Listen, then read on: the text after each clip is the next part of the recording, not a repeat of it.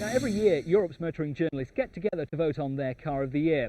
And in the past, they've come up with some, quite frankly, amazing decisions. In 1979, the Chrysler Horizon was voted top car. And in 1975, the Simca came out on top. Even last year, there was controversy when the Renault Megane Scenic was voted top car over the likes of the Jaguar XK8, the Porsche Boxster, the 5 Series and the SLK. Well, this year, they've come up with a cracking decision, and it's this, the brand new Alfa Romeo 156. And this is our first chance here in Spain to look at and drive the car of the year.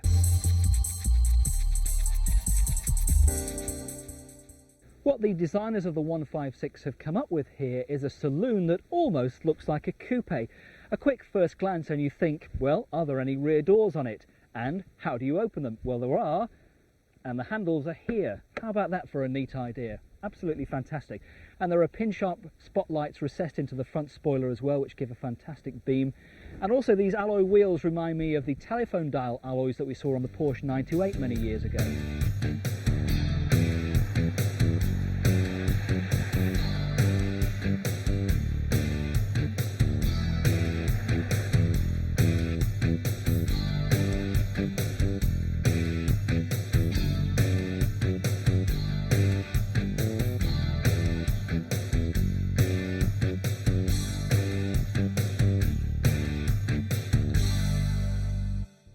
What Alfa Romeo have done here with the 156 is go head-to-head against BMW's 3 Series, and they've come up with a winner against the current 3 Series shape.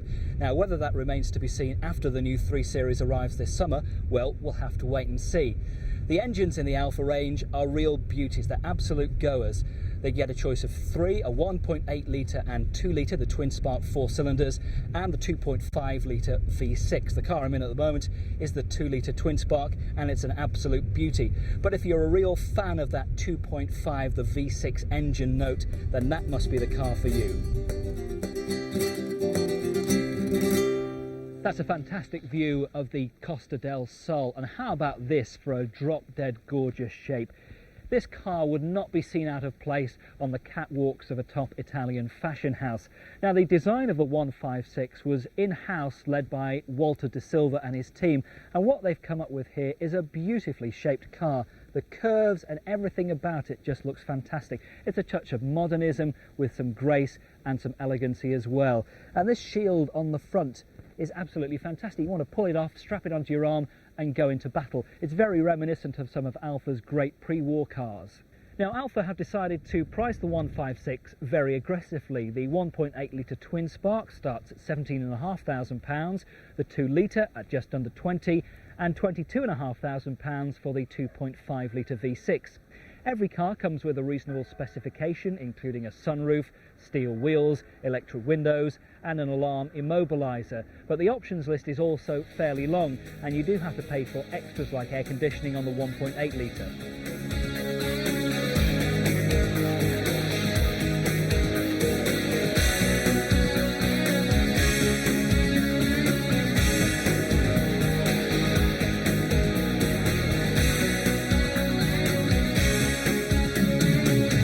The suspension is supple rather than firm, and in my opinion the steering could be with being a little bit more precise. There's a tendency to oversteer on some tight corners.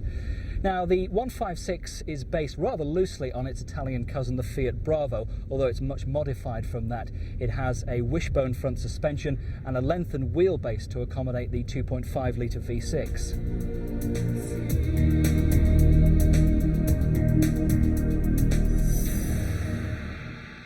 Now, Peter, how important do you think it was to win the car of the year for the 156? We were absolutely delighted, very honoured to win it. We do take car of the year as a very serious and important accolade, and obviously it has a knock-on effect on potential customers, because they can see that from that it's not just their opinion, but their opinion is backed up by people who are really in the know. So yes, it was an important point for us, and the fact that Alfa Romeo has never won it before just added to the icing, should we say. For a non-mainstream car, it's really quite an achievement. Or would you say really that the 156 is the most mainstream Alfa ever? Well, this begs the question: what is a mainstream car, doesn't it? In terms of mass manufacturers, obviously Alfa Romeo and its models will always remain a niche brand, with very sporting overtones, sporting elegance, and so on.